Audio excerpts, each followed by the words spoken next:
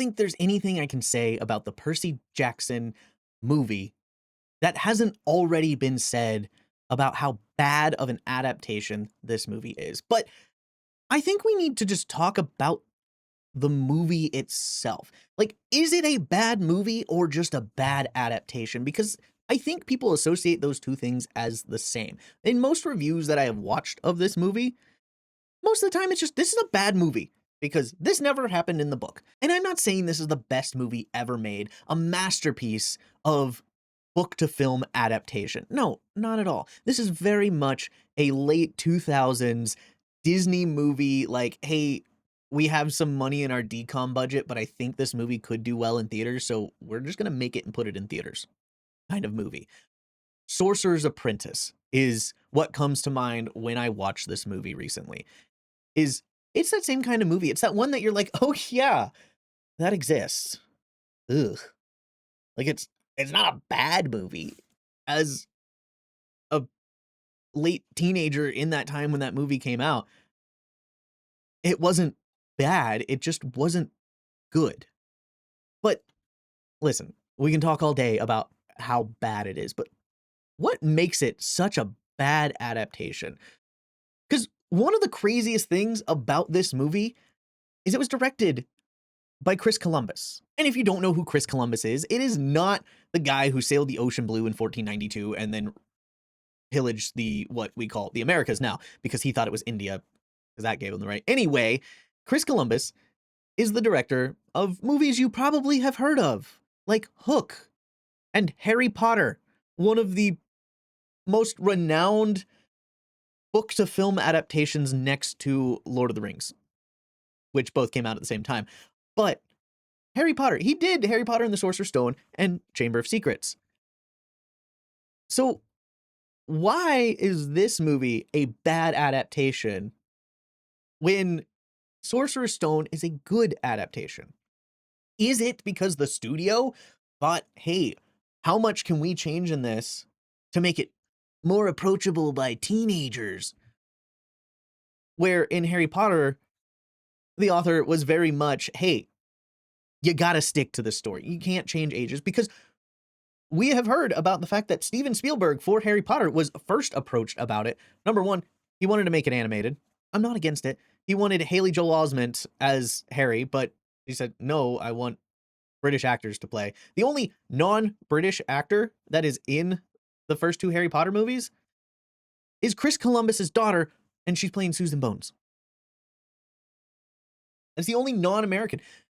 J.K. Rowling turned down Robin Williams, who went to her directly when he found out that they were doing a Harry Potter adaptation and said, I want to play Hagrid. He's my favorite character, and I want to play him. And she goes, no. Because Chris Columbus and Robin Williams were really good friends and did a lot of projects together, one being Hook, which is also a very good movie. But how did this beloved book turn into this reviled adaptation? And if you haven't seen it, earlier this week, I did post a video talking about just how the HBO series needs to find the moments that made the Harry Potter movies so magical and put that in their series to make the HBO series just as magical and memorable.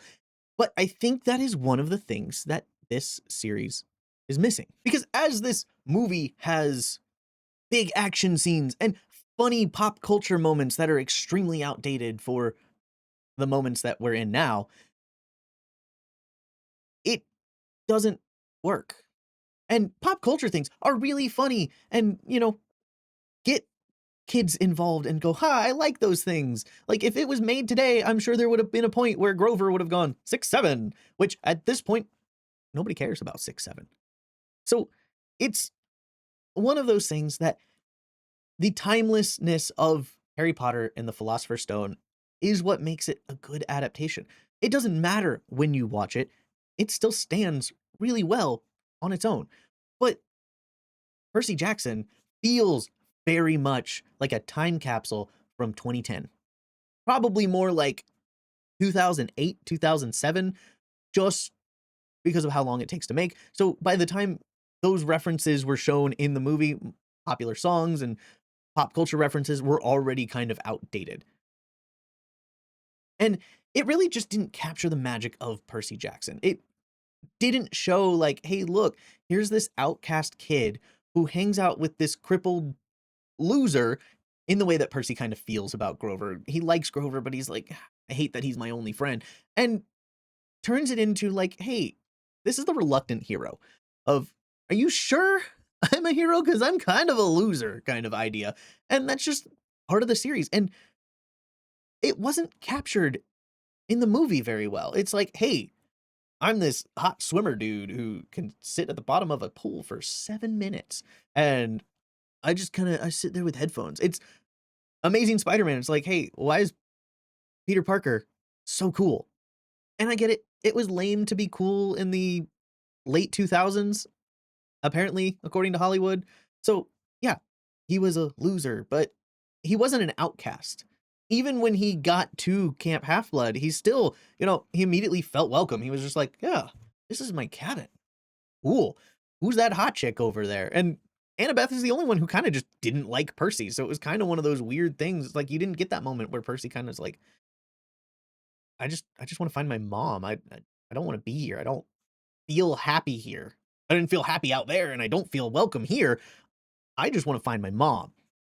And the movie just changes the whole story. Like, it gets rid of the whole big story for the series, and it's just like, no, this is a story of a kid who wants to find his mom and do whatever it takes to get his mom because Hades has a hold of it. Hades is the villain in this movie, but isn't the villain?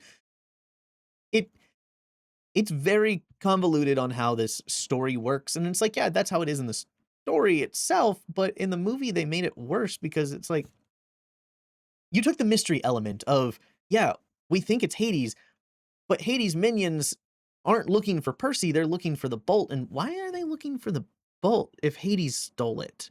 And so it's kind of that, like, the pieces aren't piecing the way that they're supposed to, only to find out that there was a bigger person at play. And it kind of does get there at the end of the movie, I guess.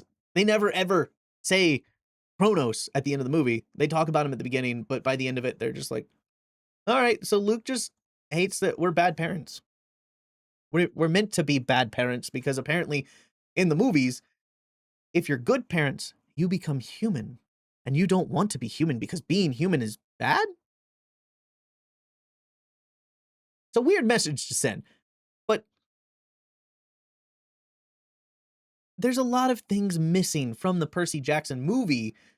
And we'll talk about the Percy Jackson Disney Plus series. So if you're at all interested in that, make sure to like and subscribe. So when I do post my discussion about the Percy Jackson live action Disney Plus series, we can talk about it. But the movie just really kind of in every aspect changes something to make it better, but in that just takes away the essence of what makes the Percy Jackson book good. Hey, Annabeth has blonde hair and is very smart. We don't know how good of a fighter she is because she doesn't use a sword. Oh no, in this movie, she's a badass fighter who will not let anything get in her way ever. But then immediately gets to the Lotus Casino and is just like, I don't see anything wrong with this.